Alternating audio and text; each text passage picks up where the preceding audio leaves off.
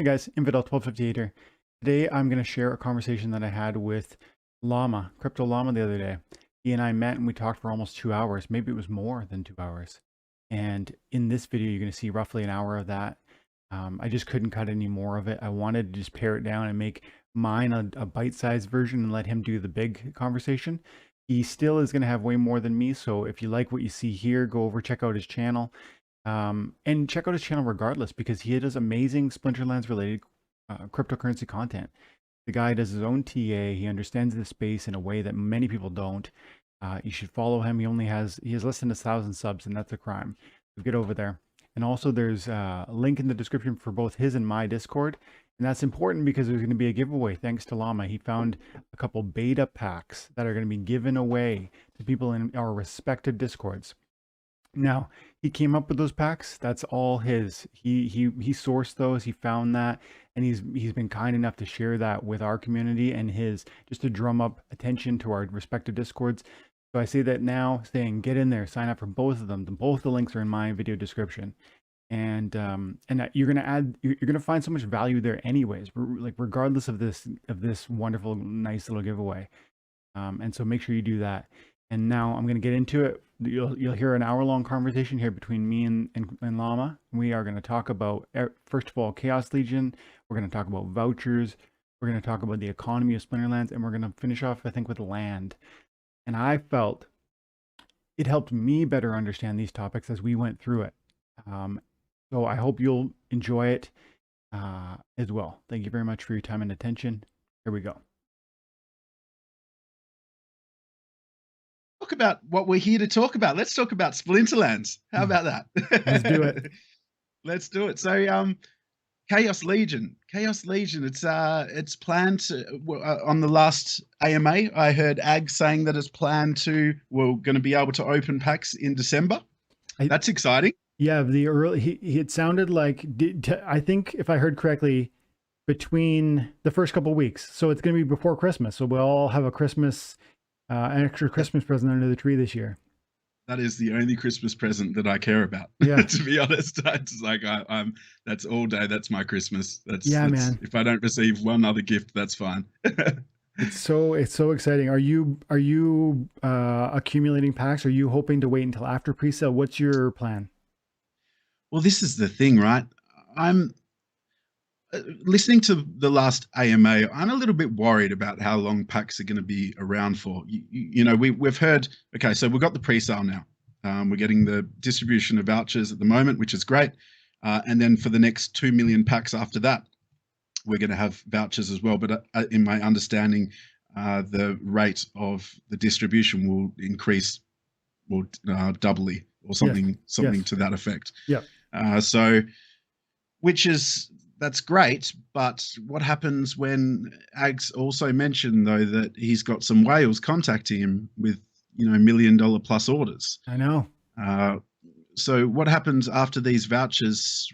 We've gone through the period where we can use our vouchers. So for the first 3 million packs, what happens then? I honestly think, and why wouldn't they? Considering the growth that this game's had and previously with other packs, why wouldn't whales just jump in and just go, well, okay, I'll throw $1 million to $5 million into this. Yeah. And in 3 to 6 months, I can probably double or triple that with the change in or the cost of packs. If you had the means and you understood the game's the return of this game, why wouldn't you entertain something like that? I totally agree. Yeah, I mean, if you look at Untamed packs on Hive Engine, they're $70, $71. If you look at dice packs on Hive Engine, they're $71. What else? There's those orbs. If you look at the orbs, they're selling for $150. The orbs were a mini pack, so there were fewer of them to begin with. But yeah, man, like it wouldn't take much money, right? It would take. I was doing on a live today, and I was just talking about like, what if somebody. I'm confident people will want 10,000 packs. Like there'll be some big, like 10,000 is not even that much. It's like $40,000. 10,000 packs times $4 per pack, $40,000. That's That's from a Bitcoin standpoint. And think of all the people that have made significant money this bull run watching Bitcoin go from like $3,000 or four, I remember maybe it was $4,000 at the low up to now 60 some thousand dollars. And some people are projecting Bitcoin's going to reach over 100. Um, I kind of a blockchain backer guy, so I'm saying like 72, 75. I can't wait to hear what you say, Llama, but because I know you do your own analysis and love to know more about your thinking on that. But whatever it is, if it goes to newer highs from where we're at now, there's just a lot of wealth out there. And then Splinterlands, yes, it's gone up a ton from like where it used to be in terms of market value, in terms of, attention, player base, all of the things. But I think all of that is just probably more of an attraction to some of those very deep pockets out there. And I was talking to Peak Jarvey through a message on one of my messages on one of my videos. Peak Jarvey, the guy who does Peak Monsters, and he was saying he thinks it could sell out in like 2 weeks. And Yep. I put a lot of weight on what he has to say about that. Like it's very conceivable that they just get sold. And what would that do to the game and the long term? Because they're not going to come out with another full pack for a year after that.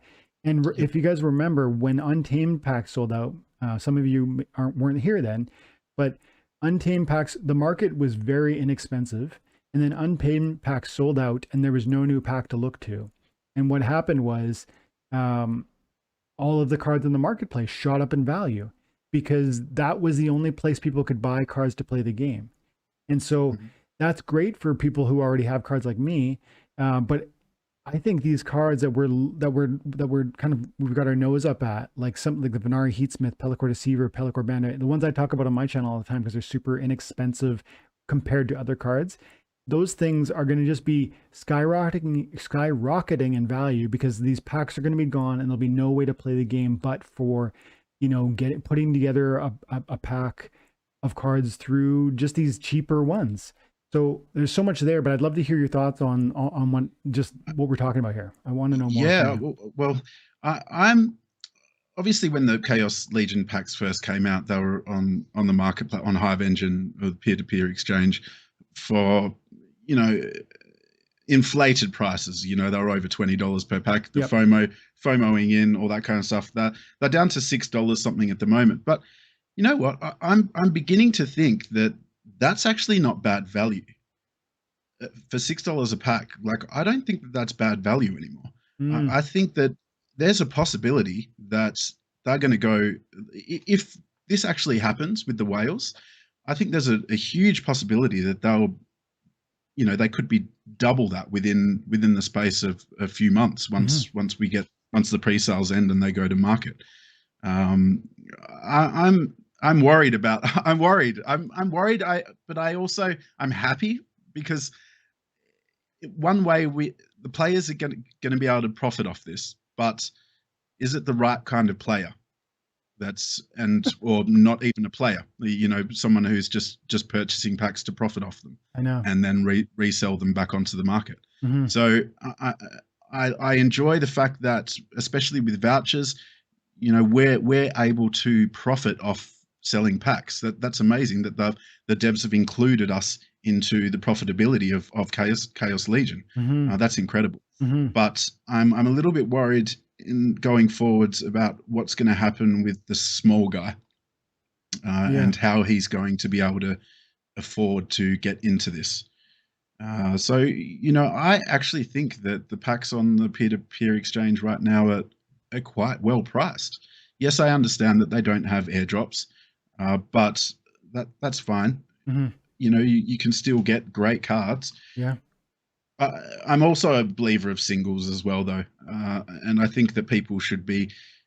If there's anyone out there who is thinking about purchasing a ton of Chaos Legion packs, I think that they should have a think about that first and decide on what their aim is in the game. Hmm. If it's to build a certain splinter, most people when they're renting cards, they perhaps look at maybe two splinters and rent cards of two different splinters, and then they can push themselves up in the ranks to get some decent season rewards and that kind of thing as well.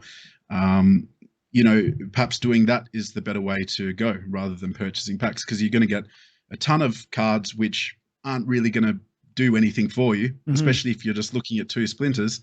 You're going to get a ton of cards. Yes, you can sell them, and you also have the chance of getting a lovely gold foil legendary or Hmm. something like that. But I think it's going to be a lot cheaper for people just to purchase singles, to Yeah.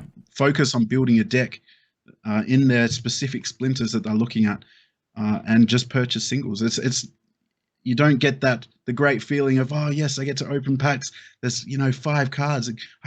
This could be the pack. This could be the pack that Hmm. has all the beautiful ones in it. Yeah. It's I'm and I've learned this through risk management, through trading, and I've been trading most of my life. But you know, you need to make sure that you're doing the right thing for yourself, and it's essentially gambling if you are opening packs. Yeah. I feel like it's essentially gambling. You're paying a larger outlay when you could be purchasing singles, Yeah. and I don't think that a lot of people don't understand as well. Do not go out buying singles as soon as Chaos Legion comes out. As we've seen with the reward cards, we've seen with previous sets as well. The FOMO pricing, it's real. Hmm. All these things go up massively, especially when there's a small amount of circulating cards, That's right. which will happen at the start of, once the pre-sale has ended and once we're able to open packs. There's Yeah. going to be a smaller supply, just like there was with the reward cards, just like there was with any other the previous sets, and they go up on the market. People look at the prices, go, "Yep, okay, yeah, I'm getting a deal." No, just wait. Be patient. Patience in the market is key, in any market, and it's so important that Mm. we be patient to get those good deals. Yeah, I completely agree. And one of the things that you can do if you're using peak monsters, you can come in. Maybe Splinterlands has this feature too. I don't know, but you can click on the card that you're interested in. You can see how many copies are available on the marketplace, and that's drawing on all of the available cards from Splinterlands period. So it's like splinterlands.com is peak monsters, whatever website, they're all the data is compiled, and there are 550 Gargoyle Devils available in the world. And there are a total 102,000 cards out there. And so there's only 550 available for sale. And so, Mhm. that knowing that that data is available is going to be important when you come back here later to buy some of those Chaos Legion cards, because you're right. Initially, the cards are going to come out at X amount of money. Sometimes I would argue, though, this is me pushing back a little bit. I would say sometimes the card really ends up being cheaper in the early few days and then grows rapidly in value. But sometimes it ends up being it comes out really hot. People, especially on cards that are kind of obviously meta, and some cards are obviously meta, and that card launches and then everybody knows it, and what'll happen is, they may leak one or two cards, like they're always trying to show the eye candy. They'll drop a card, they'll show it in the AMA, and everyone will get excited about that one card, and then there'll be all kinds of talk and blog posts about how great that card is going to be and how that'll work with the meta, and all of that just starts to build this FOMO in people, and then that card will launch, and that price will go crazy right off the bat. Yep. But then some cards just die when they launch, because it's 40 new cards or whatever, 50 new cards that come out, and Right. there isn't the appetite for each of them. So you have to have a discerning eye when you come at that marketplace in the early week, or even you don't want to. I would strongly agree with what you said on the day it launches, because there's just a Mm. lack of liquidity. But then even in the second day or the third day, I will be looking around and taking bites, and Surely. I'll And, say, and like, go ahead, go ahead. there's sorry, yeah, there's always the exception. Yeah. And I feel as well, we can make a more educated decision with the more knowledge that we have about this game, Hmm. the more knowledge of different abilities and all that kind of thing, where you can look at a card and look at its abilities and the levels when it receives these abilities, and make an educated decision based off the knowledge that you have of this game. And I completely agree. There will be some cards which will shoot up in value, but there will be other cards which we're seeing at the moment, Yeah. which are crazy cheap, and they shouldn't be that cheap. Hmm. And that's just because people don't understand the value or don't realize the value Hmm. in those cards. Hmm. Yeah, and I remember when the 21 new reward cards launched recently, and I remember I was talking about how excited I was about Naga Assassin, and I bought a full copy on day one, and I paid 60 cents on average. I paid 60 cents per BCX, so I bought 115 copies of this card, roughly 60 cents per BCX. Yep. But I bought maybe 10 at $1. I bought, several at 20 cents or 40 cents. Yep. I bought most of them at 60 cents, and I bought some at 80 cents, I think. I would say it was an average of 60 cents. And today it's at 85 cents. So it's like roughly in that same ballpark, but like, that's still, almost 50% more. Um, and and that was one example of a card I still stand by as an amazing card. That's Oh, affordable. It's affordable today. gorgeous. Yeah, I love the two artwork. two mana, 2 mana backfire. I mean, Yeah, speed as well. That's just amazing with Kitty, isn't yeah, it? I enjoy just sitting that on the back. me too. Um, when we've got Kitty and playing with the +2 speed, you got Inspire as Yeah, well. And just getting astronomical amounts of speed. I love the speed meta, full stop. I think that's yeah, my favorite way to play so Splinterlands at the fun, moment. so fun. Yeah. I had a game. I Um, had a game today that was like it was the iconic battle for me. It's an enraged rule set, and then um, I could use dragon. I could use black. So I went kitty. I did nightmares my tank, and I had 30 mana points to work with. And remember, enrage is gonna when my nightmare gets hit once, it's gonna go from like it's standard 6 speed plus 2 for kitty is 8, and then I've got 4 slows on my team. So I've got 4 monsters that offer slow, 3 monsters that offer slow on my team, maybe 4.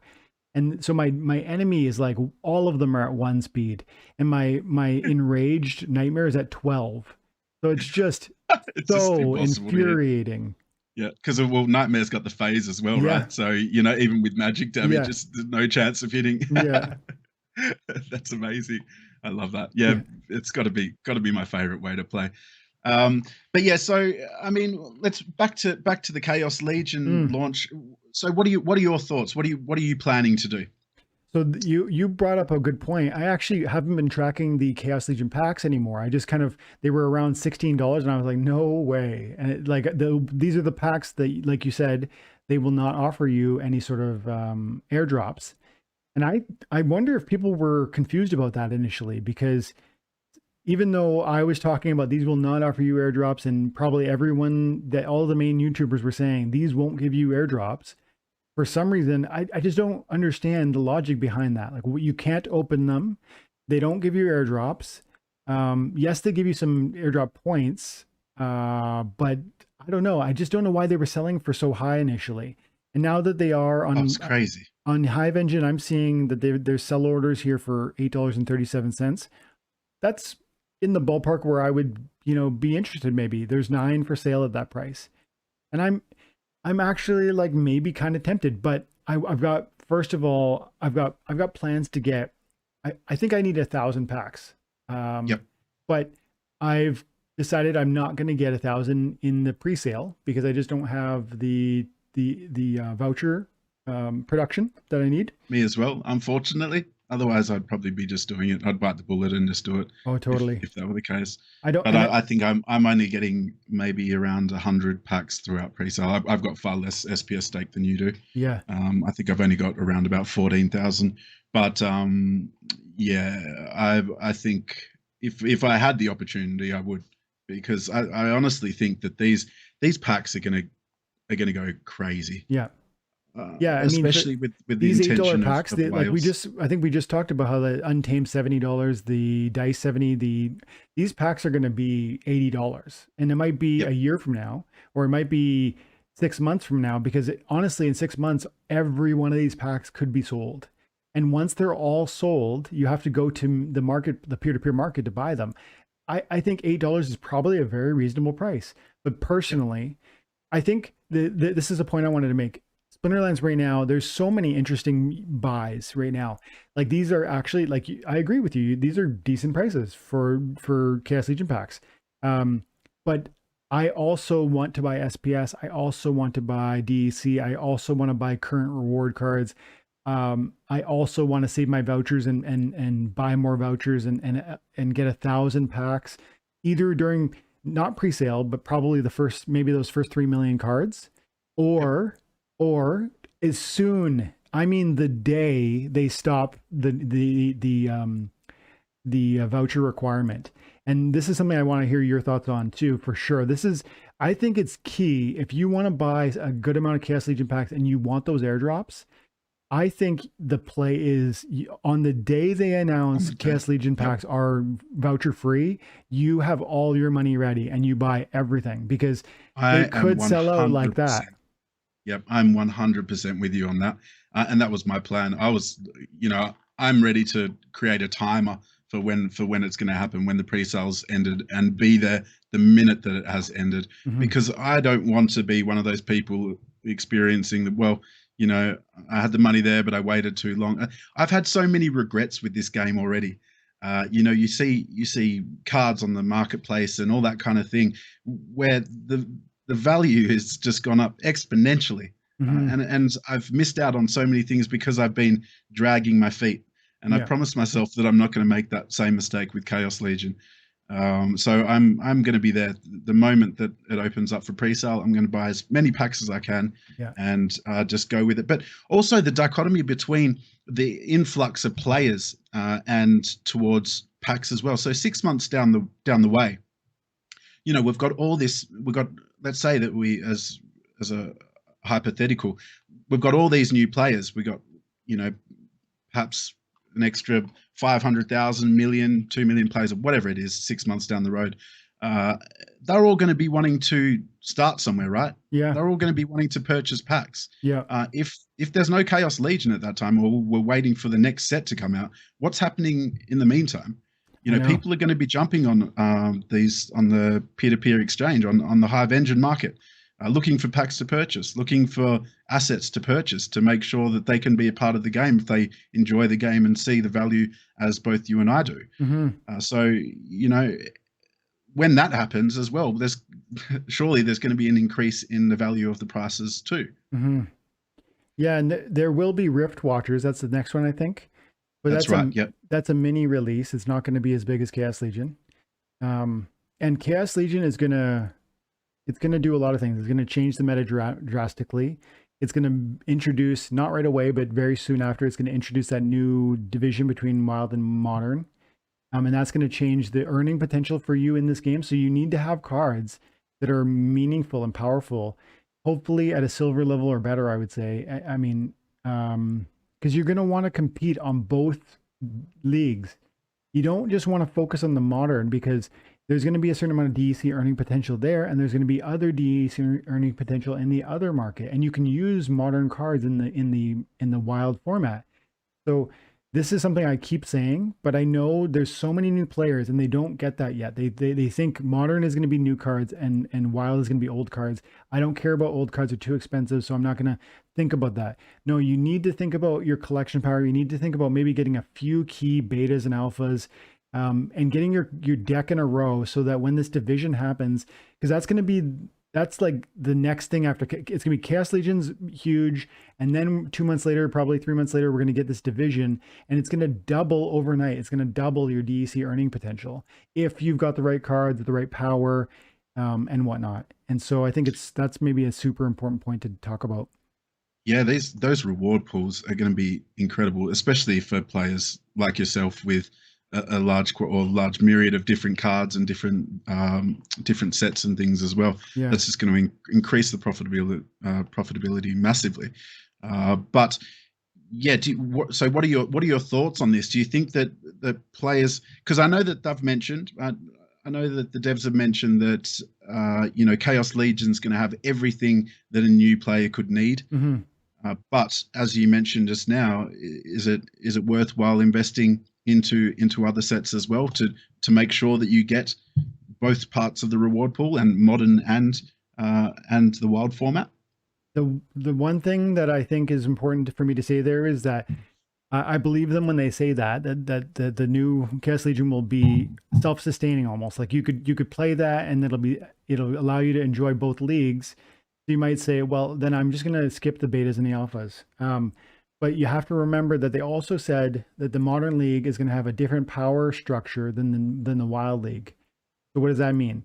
Well, when we go over to Splinterlands and you look at the leagues, you know that silver 3 requires 15,000 power. And that's what people have been shooting for. That's like the white whale, because bronze is so non-productive. But 15, everyone wants 15,000 power right now. But that's the power rating for this league. For this is what right now we're playing in what is essentially the wild. But they're going to make Format. a modern, Yep. and these power levels are going to be lower there because the new cards have lower power. So they have to rethink that. They've said they're gonna, and so you might have 15,000 power worth of new cards, and they maybe that competes in gold. I don't really know. And then you bring it over to the wild, and it's like it's maybe it's like high bronze, low silver. You're barely there, and whereas like just a couple betas, which are not necessarily super expensive, and if you're playing at that low level, like there are like $5 or $10 cards that can make a difference for you, and so that's where I come into it. But trying to stay focused on Chaos Legion, I am super excited about you know just redefining my power in a new way through those cards, because I think this is the point we haven't talked about yet. Kind of have, kind of haven't. I think when Chaos Legion launches, we're going to find, like when the packs actually open, you're going to find, and especially as those new airdrops start coming out, you're going to find that um, there's a whole, like a redefinition of what the meta is.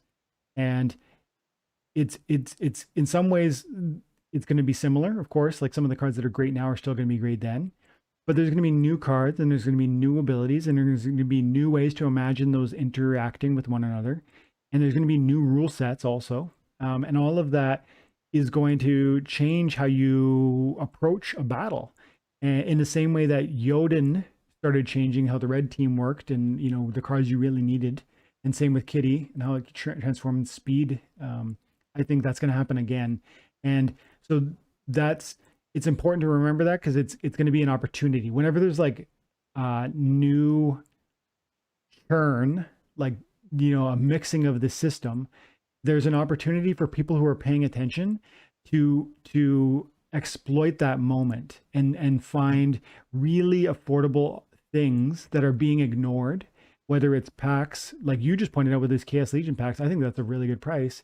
That's actually I think that's churn. And I think if people, I think in several months, people who bought, we're going to look back at the video and be like, $8. They were $8, Yeah. you Yep. know, but 100%. I yeah. also think as well that because we're going to, just like you said, because we're going to experience a bit of a change in meta once Chaos Legion comes out.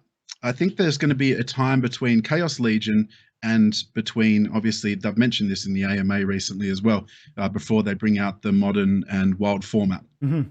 So a time I would say if in December Chaos Legion's going to come out, then perhaps Q1 sometime. Yeah. The modern and wild Yeah. format will be released as well.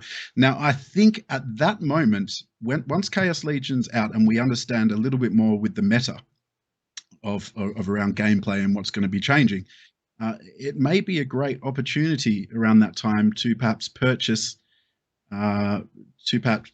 older cards, because we're going to, number one, we're going to have a larger circulation of cards within the market, Mm-hmm. which I think could possibly bring down costs of perhaps older cards Mm-hmm. which have fallen out of the meta a little bit. That's an And interesting point.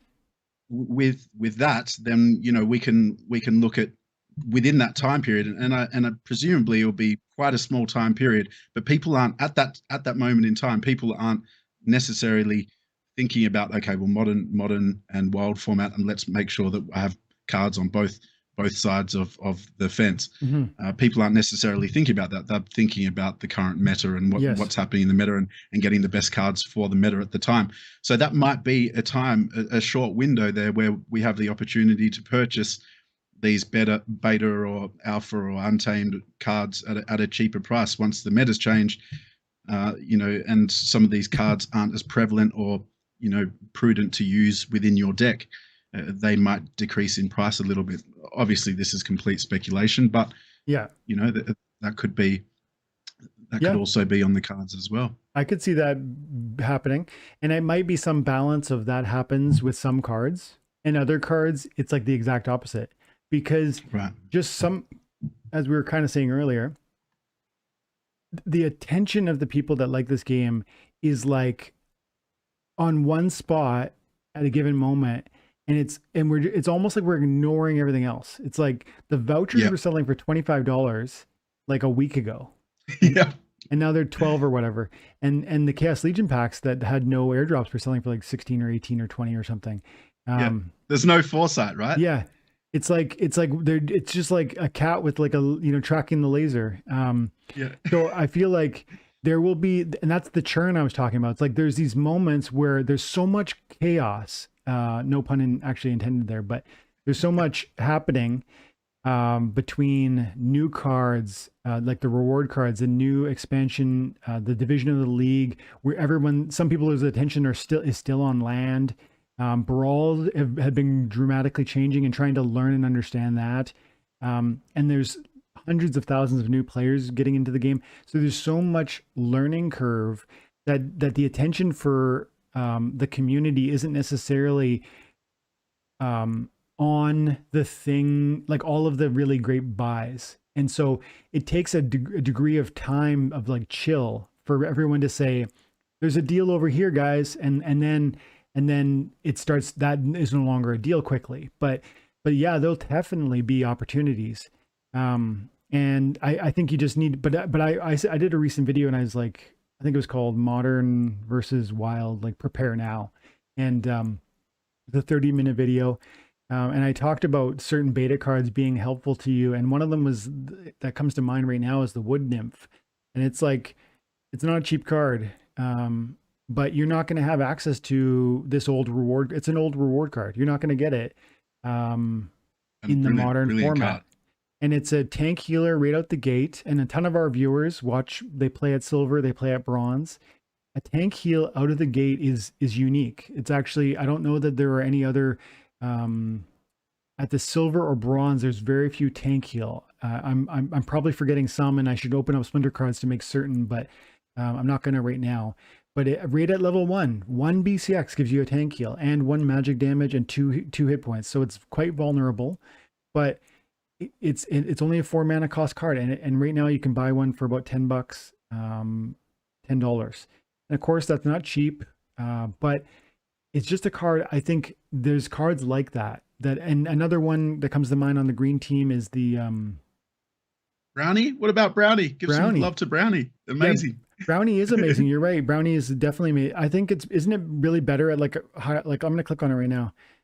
Brownie, when he gets that Inspire, that's Inspire. That's where he really takes off. Level 4, I guess. And I have like a champion level deck, but I use a level 4 Brownie, I'm pretty sure, because that's one of those moments where the people need to understand too. This is a bit of a digression, but every card has its breakpoints.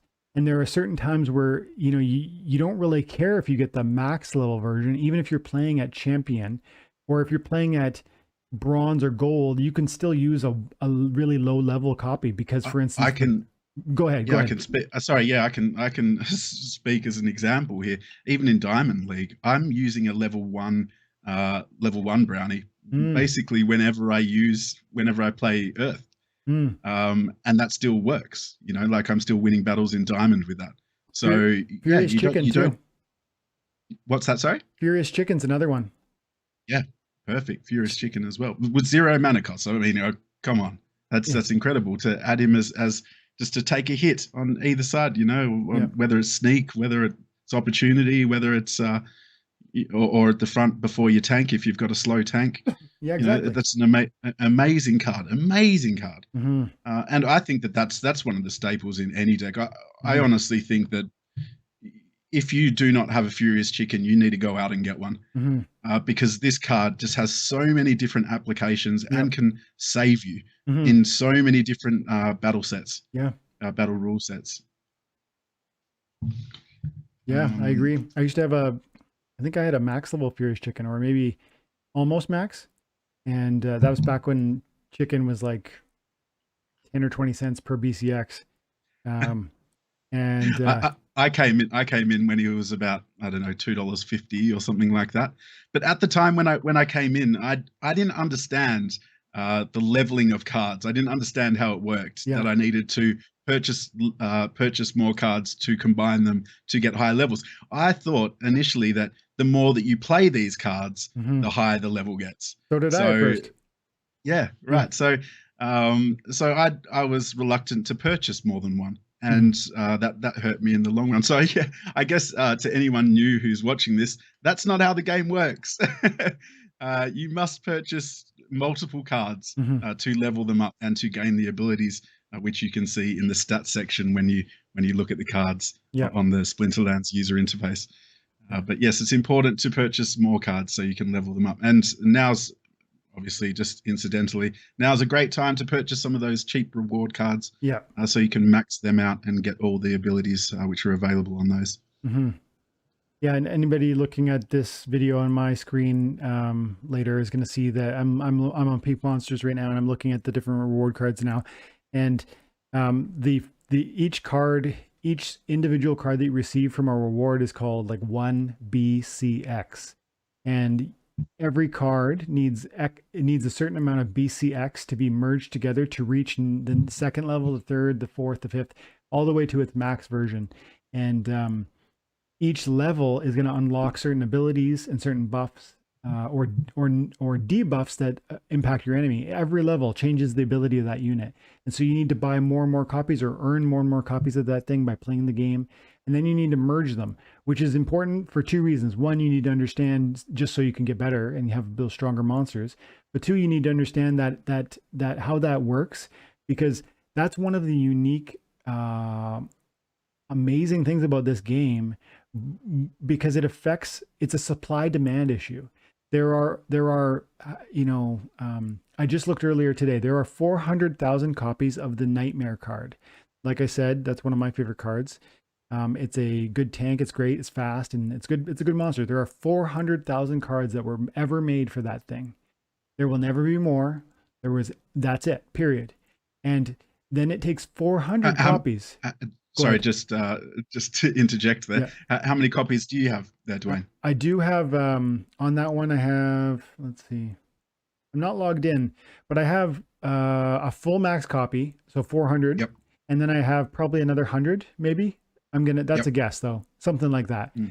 So there's only So what you're 400. saying then is if you burn all of your cards, then everyone else who's holding them, the price will go up in value. Is that the right thing to do? No, I'm just kidding.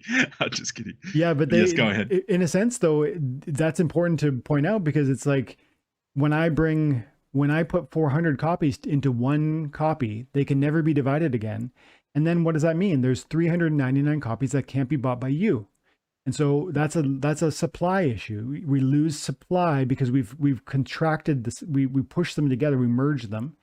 And in the old days, people literally burnt cards. You could burn your card and get DEC out of that. You still can do that, I but I know, think but it's no, an incredibly stupid thing to do yeah, if you were thinking about that. yeah. I guess So we at times definitely it don't did work advise on out. doing It it. made, I think at times it paid you more. But my point was just that there's a limited number, and understanding this whole BCX system is important, because you begin to really recognize that they're limited number, but that's actually a decreasing number also as the year goes on and years go on. Yep, yep, definitely. Yeah, supply and demand. It's quite simple. Yeah. Yeah, and when you lose that circulation, obviously the prices increase, and which I guess is going to bring me to my next point: Mm, land. What mm, are our thoughts on land? Personally, I think this is this is probably the most bullish asset in the Splinterlands mm, ecosystem of mm, tokens. I think with its 150,000 supply and continuously ags have said it, continuously other developers have said it, they are not going to be releasing any more land. mm, And with its so for the newer players, basically land is to be an asset where you can essentially mint item and spell cards, which will change the outcome of battle. So you're going to be able to start a battle, and then you're going to be able to have these spell cards where you can use them to change the outcourse of that battle. So, for instance, sometimes you play water, or someone else plays water, and you're not prepared for magic. to play against Magic. You don't have anything to reflect Magic. You haven't got any void or something like that. I could see that, later on down the track, once these item and spell cards are minted, you could perhaps essentially add, Magic Reflect to your team Hmm. or something like that through one of these Yep. spell or item cards. Yeah. Is that the way that it's going to work, do you think? Or Yes. Yeah. Well, first of all, I'm hugely bullish on land, and I own 100 plots, and I wish I owned 1,000. Um, but yeah, that's how it's going to work. They're going to produce items and spells, and I'm on my end. I'm looking at Peak D, the blog post that goes back, from to October 17th, 2020, and it's the original post where Splinterlands talked about what land was and what it would be, and it's gonna they've said this clearly and repeatedly that land will be the only way you will ever be able to buy or sorry accumulate the assets that create items and spells. And so to Llama's point, those are going to dramatically impact those items and spells that come out of these resources that are grown on that land are going to dramatically transform your ability to win rank battles. How? Because like Llama was pointing out, you're going to go into a battle and you're going to submit your team. That's the first step, but that's not done yet. Like right now, when you submit your team, they just battle, right? That's it. You just see the battle and somebody wins. But moving forward, when land comes out and these items and spells launch, they're going to introduce this new function where it'll be 2 minutes to pick your team, and then it'll be 1 or 2 minutes to amend your team using items and spells. And so you'll be able to, if you have them, these resources, you'll be able to have to deploy an item or a spell that can transform the outcome of that game, turning it a loss into a victory. And that's gonna, what would that do for your rank position, right? Of course, it could make you reach higher and higher ranks, receiving more and more DC or SPS or and on and on. So it's got to be said again, the only way you get those resources is by owning land, and there's not enough land. Like 100, like you just said, 150,000 is not enough for 700,000. I was just looking at the data. There are 500,000. There was 508,000 daily active players today playing Splinterlands. 508, so over 500,000. And then you can see other data in on Splinterlands or sorry, peakmonsters.com that'll give you you can see how many battles were fought or how many transactions, but 500,000 daily active players today. And I'm sure that's going to be over 1 million in very near future, the way it's been growing. And the number of new players, the new accounts is also data that I'm looking at right now, and it's like 4,400, 5,100. These are spell books that are being sold every day. 6,800, 6,900, and it goes like that for the last month. So it's like every day, 5 to 10,000 new people are investing in this game $10 to get a spell book. So the growth here is crazy, and some of these people are going to want land. That contrast, the contrast of the numbers and the influx of people joining the game to the availability of the land and the supply of land that's ever going to come out. I mean, that's incredible. Yeah. And we've seen something like this happen with I don't play Axie Infinity, but I've read some articles about it and the costs of land in those games with a similar sort of supply. And some of these blocks or plots of land, I think eight plots sold recently for over $6 million.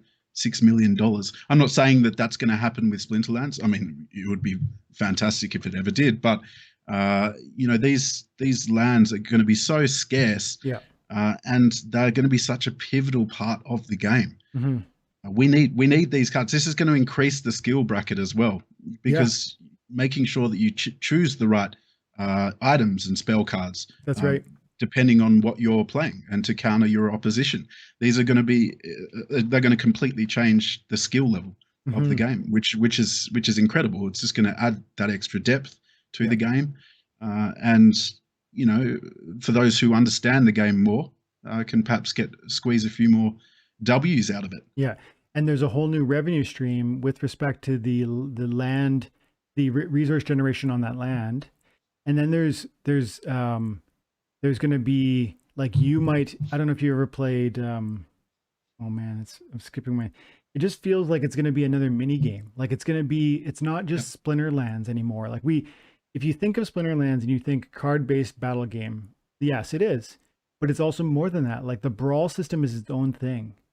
It has its own reward system. It's a mini game. Land is going to be its own thing with its own reward system. It's a mini game, and they all feed into this ecosystem. And so you're going to be these cross wins are going to benefit you in different ways.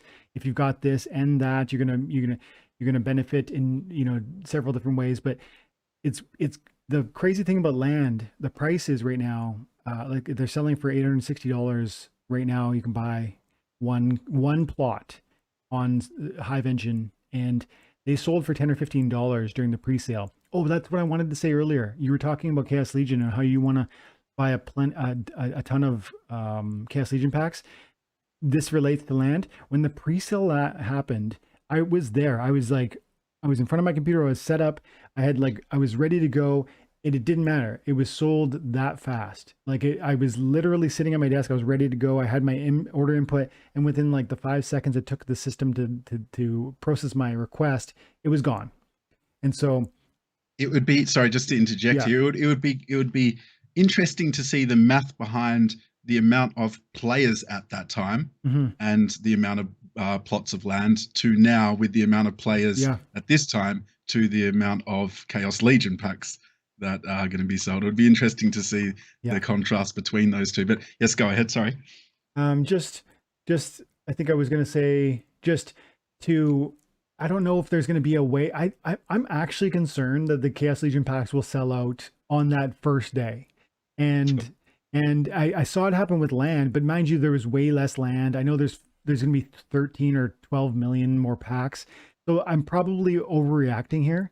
But my heart is like, and the FOMO in me is real. So I'm trying to subdue that, because I think there's gonna be at least a couple weeks. I think, right? Am I being? Well, look, either way, I don't think that if you purchase them on the first day, you're not hurting anyone by doing that, because that's still going to cost the same amount, regardless whether you purchase them on that first day or whether you purchase them a week down the road if there's any packs left.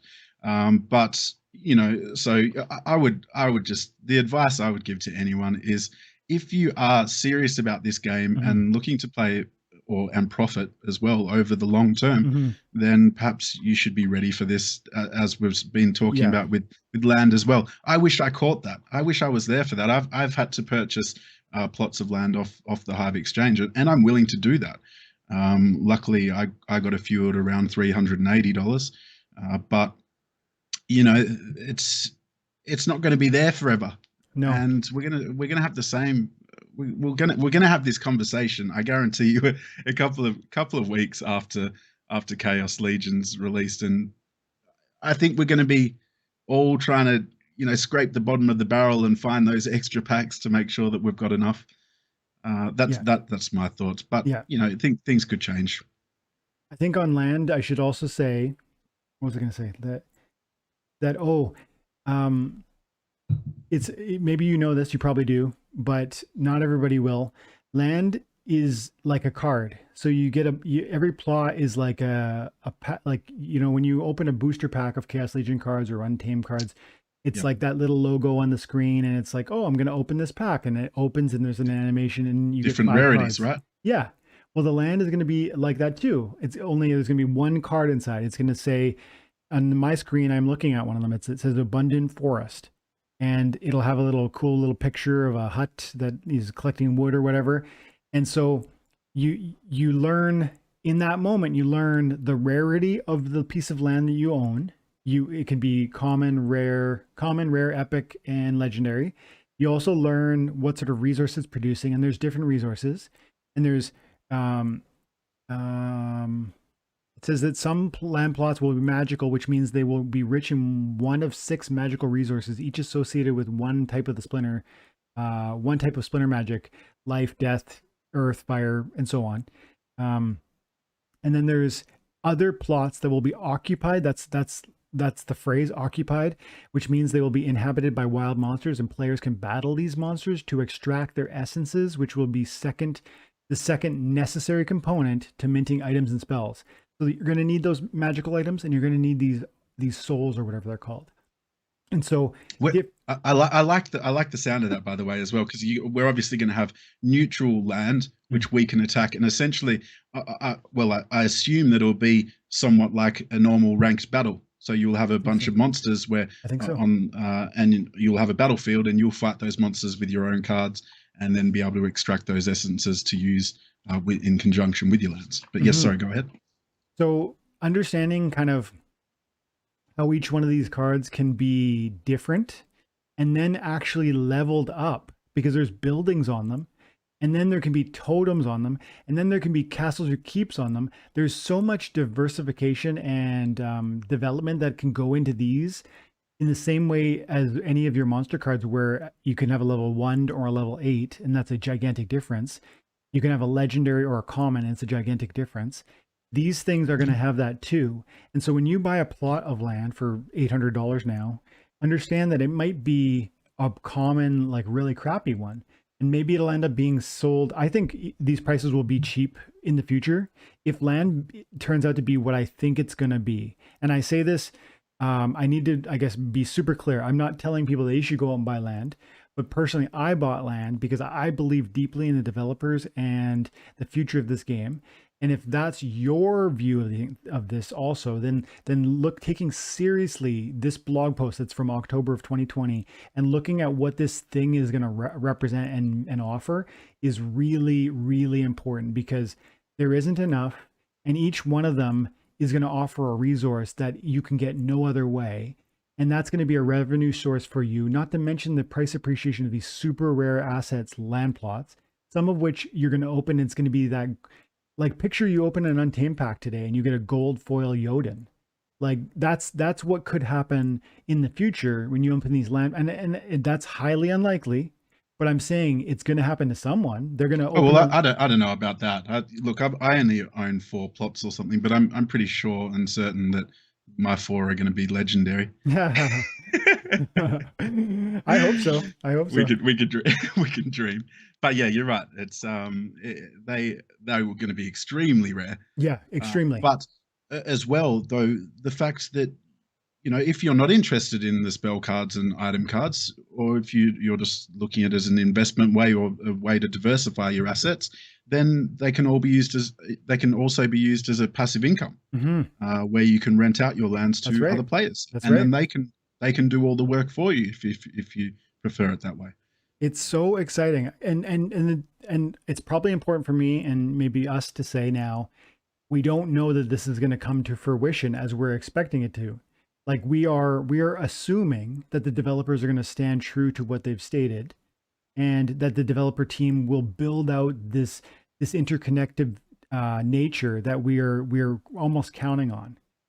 And but I have a degree of confidence in the developers based on the previous what I've seen them do, and how I've seen them incorporate SPS into, and they're talking about incorporating it into the battle mechanism, and it's causing these airdrops to give me these vouchers, and then so I feel like, and they give more points for old cards. There's probably 5 or 6 things I could list off, and those were 3 or 4 right there, that indicate that they've thought thoroughly about instilling and securing the importance of things they've already created in new things that they're going to create. Like, cards are going to have to mine these, like your monsters and your summoners are going to have to mine these lands. That's another way.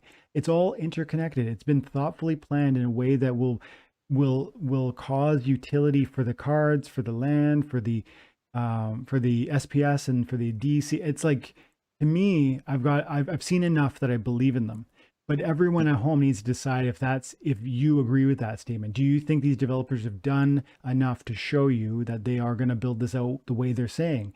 If you think yes, and if you see what I'm seeing with this land thing, then maybe you want to take a closer look. Let's put it that way. Yeah, definitely. And as you say, I definitely do agree. As we've seen previously and just historically, their actions throughout Splinterlands and throughout the previous months, and watching the AMAs as well. That's a great way, by the way, guys. If you haven't watched any of the AMAs, you should definitely tune in if you're interested in the game and what's coming up with the game. But you really get an understanding of when the developers talk candidly, you get an understanding of what their priorities are. Mm-hmm. And I can see that one of their main priorities is retaining the value of the assets in the game. They're always making changes to make sure that we can retain those assets. They understand that this is a living and breathing economy, Mm-hmm. and things can break this economy, Mm-hmm. just like in the real world as well. So, you know, that they're doing everything that they possibly can to make sure that our assets retain their value, Mm-hmm. whether it's our cards, whether it's SPS, whether it's DEC, or well, not so much DEC, I guess, because that wasn't designed that way. But you know, every other asset in the Mm-hmm. game, they're really trying to take a priority to make sure that they retain their values, which is great, and Mm-hmm. that's the way that it should be. And there may be some people who disagree with me who are in perhaps bronze and novice league and things and really struggling at the moment to get through with the change of reward values and things like that have happened recently. But I promise you, if you stick with this game and you intend on playing it over a long period of time, then this is actually within your interests. Yeah, This that's it. is for things like bots, for instance, where you know people have the power to make thousands or tens upon thousands of bots to farm all the DEC rewards and to farm all the cards that are coming out. We don't want that. We don't want that in our game.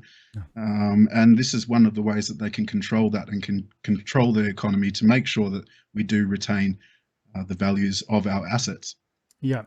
Yeah, you touched on it. Like there's an audience that feels like they're being excluded, slighted, and I think in part that's because they don't understand that the preservation of this economy is at stake, and that if they themselves are going to be here in 3 years and really have a vision for reaping the rewards of this system and of this game, like the meaningful rewards. I don't mean like $50 or $100. I mean like tens of thousands. If you're playing your, I've made hundreds. I have like over $100,000 worth of cards.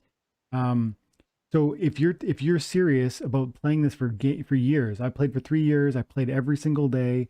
I've accumulated cards and DEC and SPS through that process.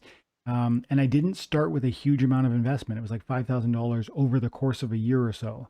And so there's meaningful growth here, but understand that if you're starting at square one and you think they're holding down the bronze and the novice leagues in a bad way, understand that if they don't, and like you just pointed out, those bots continue to do what they're doing, they're going to crush, they're actually going to undercut and rot the economy, which will be a problem for you, new player, who wants to start today and be here in 3 years and see that the value you've accumulated by then means something. It likely won't if the erosion of that economy is allowed to happen by DEC farming that really sucks off all the, takes off all that value out of the hands of people like you and me who play it and enjoy it. So anyways, I feel strongly about that. And I think the devs are doing their best to preserve the opportunity for new people, but also the opportunity for the old people. That's how I see it. Yep. And I think that's fair. That's great.